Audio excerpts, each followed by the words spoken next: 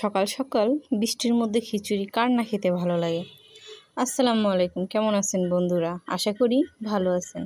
আল্লাহর রহমতে আমরাও ভালো আছি। তো অনেক দিন পর আবার একটা ব্লগ ভিডিও নিয়ে চলে আসছি।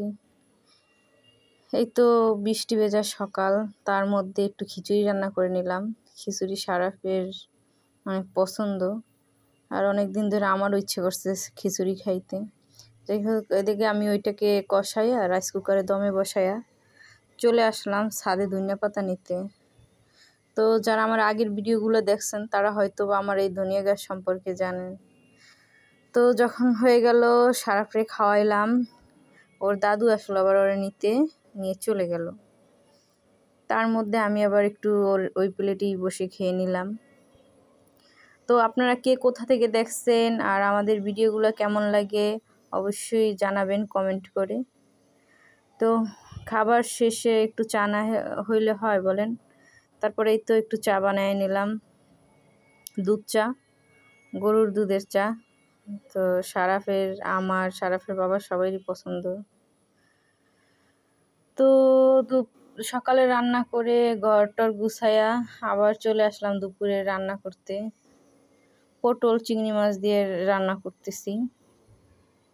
তো আমাদের ভিডিওগুলো যদি ভালো লাগে অবশ্যই আমাদের চ্যানেলটা সাবস্ক্রাইব করবেন আর লাইক কমেন্ট করে পাশে থাকবেন প্লিজ। তো এদিকে রুই মাছ রান্না করে নিতেছি দুপুরের জন্য। রুই মাছটা খাইতে আবার ভালোই লাগে, খারাপ না। আমি আবার মাছ বা মাংস হোক হালকা একটু মরিচও দেই সবসময় ভাজার মধ্যে। এদিকে আমার পটলের তরকারিটা হয়ে গেছে, আমি একটু ধনিয়া পাতা দিলাম। তো এটা একটু ঝোল ঝোলই রাখবো, তো তারপর তো নামাই নিলাম। এদিকে আমি রাইস কুকার আবার একটু ডাল বসিয়ে দেব, কারণ ডালটা খেতে সারাফের বাবার আমার দুজনেরই ভালো লাগে। আর মাছের মধ্যে একটা আলু দিয়ে দিব সারাফের জন্য। আবারও বলতেছি, আমাদের ভিডিওগুলো কে কোথা থেকে দেখতেছেন অবশ্যই কমেন্ট করে জানাবেন।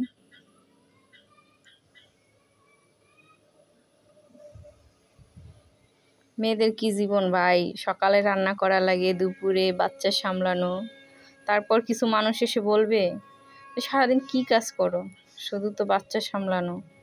কিন্তু আসলে কত কাজ যে করা লাগে ওইটা তো কেউ দেখে না, বোঝে না। যাই হোক, রান্না করতে ভালো লাগে বরাবরই, কিন্তু সারাফের জন্য পারি না। সারাফ তো অনেক ডিস্টার্ব করে, তাই ওর জন্য হয়ে ওঠে না, সম্ভব হয়ে ওঠে না কেয়ার করার। তো মাছ ভাজা হয়ে গেল, এদিকে আমি আবার আলুগুলো কষিয়ে নিলাম মশলার মধ্যে। তো সারাফের বাবা আবার ঝোল ঝোল মাছ খেতে পছন্দ করে, এতটা ঝোল থাকবে না, গায়ে গায়ে রাখবো আর কি মাছের। তো যারা আমার আগের ভিডিও দেখছেন তারা অবশ্যই জানেন যে সারাফের বাবা মাছ একটু ঝোল ঝোল খেতেই পছন্দ করে, একবারে শুকনো শুকনো খায় না।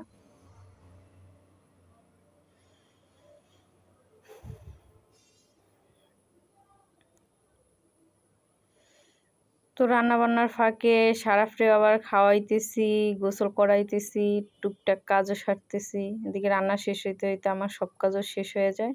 তারপর আমি প্রতিদিন গোসলে ঢুকি, বের হয়ে নামাজ পড়ি, তারপর খাবার সারাফরে খাওয়াই বা আমি খাই। ওই তো ওইভাবেই আমাদের দিন কাটতেছে।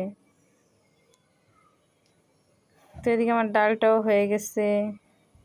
আবারও বলতেছি, আমাদের ভিডিওগুলো অবশ্যই ভালো লাগলে লাইক করবেন, কমেন্ট করবেন। আর আপনাদের একটা লাইক কমেন্ট আমাকে নতুন ভিডিও বানানোর জন্য উৎসাহ করে।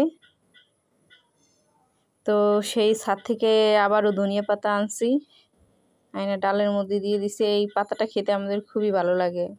আপনাদের কার কার ভালো লাগে অবশ্যই কমেন্ট করে জানাবেন। এই তো আমার মাছের তরকারিটাও হয়ে গেছিল। তো ভাতও হয়ে গেল। তো এদিকে আমি যে খাবার খেয়ে নিতেছি, একটু বোম্বাই মরিচও নিয়ে নিলাম। ওদিকে আবার মরিচ ডলা আর ওই থানকুনি পাতার ভর্তা, খুবই মজা হয়েছিল খাবারগুলা।